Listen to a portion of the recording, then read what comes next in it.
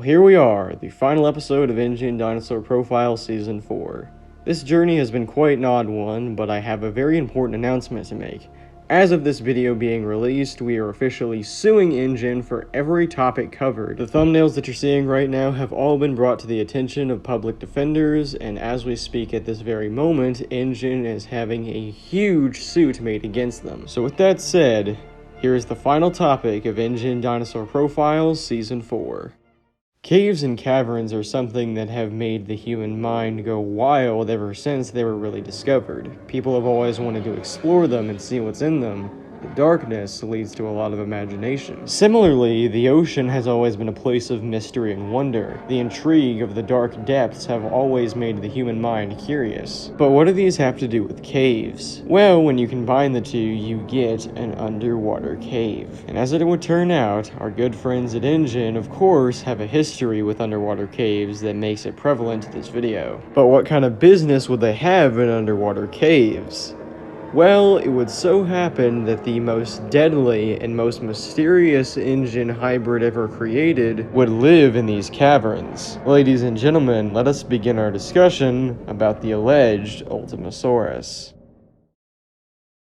Do I even need to say anything at this point? So as many of our stories begin, Ingen corruption is where it starts. On December 3rd of 2017, an employee would mention the fact that Ingen had started doing some very shady stuff in the year 1999. Specifically, the Costa Rican police started getting very involved with Isla Nublar and any actions going on there. But as it would turn out, they were looking in the completely wrong area because Ingen was actually doing stuff much more off the coast. Ingen activity was spotted a couple miles off the coast of Isla Nublar, to which the Costa Rican police would start to get involved with that. After only a little bit of investigating, Ingen completely pulled out after they saw the police getting involved. But this indirectly helped the police quite a lot, because with Ingen out of the picture, they could now see whatever they were looking for. And it would turn out that Ingen was looking for something deep below the ocean in underwater caves. Now, of course, the Costa Rican police does not really have access to these underwater caves, or at least easily, so they had to call in a little bit of backup from the military. But since Costa Rica does not have a military, they actually had to call on the US for help. The US was pretty pissed off at Ingen at the time due to the San Diego incident that had happened a few years earlier, so they were more than willing to help out. After a 4-month investigation, we found out a lot about this kind of cave system that Ingen had been working around. Firstly, we found out this cave system, which had not at all been seen previously, was very large. It was at least 20 miles long. There was also signs this cave system was not natural. It was actually a man-made cave, or at least that's what we thought at first. But about 3 weeks into the investigation, the military found claw marks in this cave. But I'm going to take a break on this cave thing for a second here, and I want to segue into something else. So if you've been keeping up with this series, you probably know about something called the Green Flame, which I talked about a couple episodes ago. Well, it's been theorized that there's actually 2 stages to the Green Flame project. We're all familiar with the second stage, which included hybrids like the Indominus Rex and the Indoraptor. But the first stage of the process was much different and gave us quite a few different hybrids. In other words, phase 2 of this project was meant to give us smarter and more intelligent dinosaurs. Meanwhile, phase 1 was meant to give us much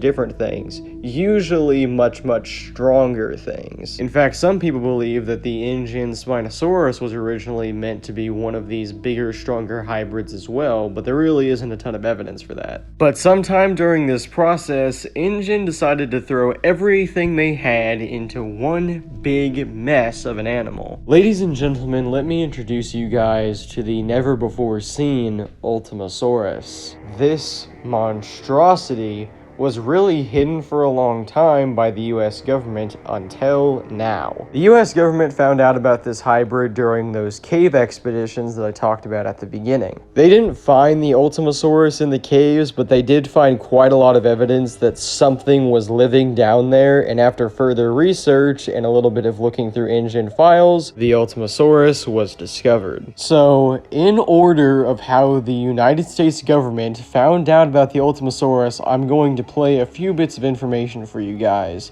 So first up, They found sound files of what the Ultimasaurus sounds like, which I'm going to play now.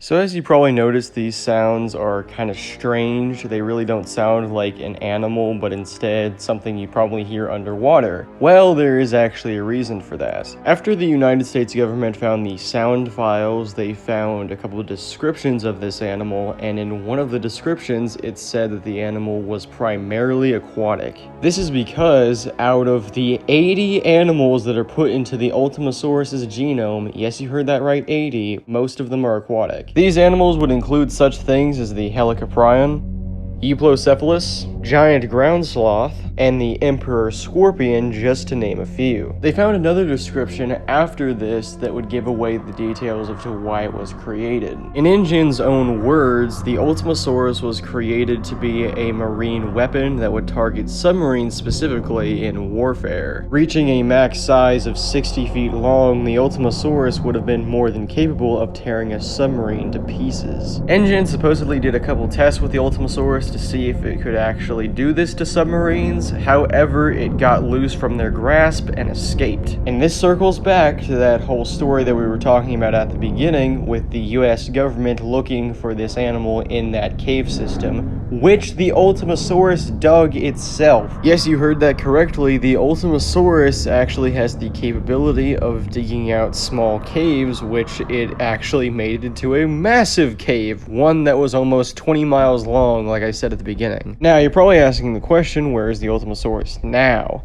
Well, the US government actually happened to capture this animal, thankfully, and they did record a little bit of footage for it, which I'm going to play now.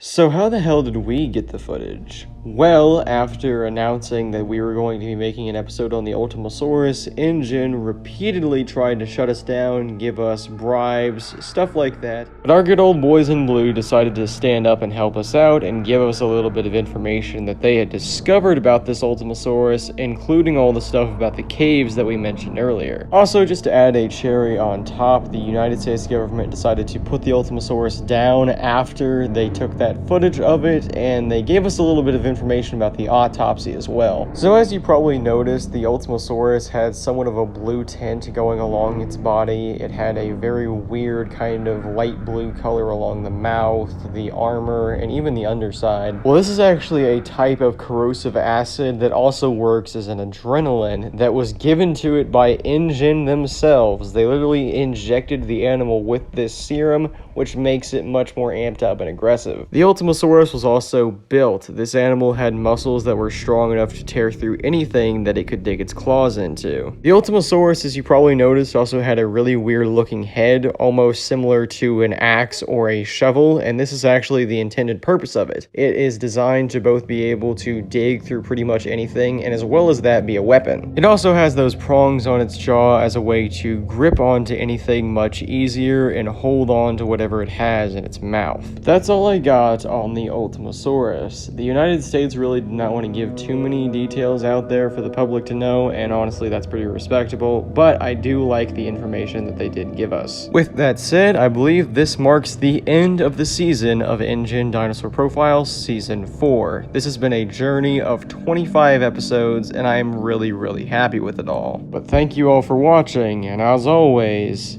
if something chases you, run.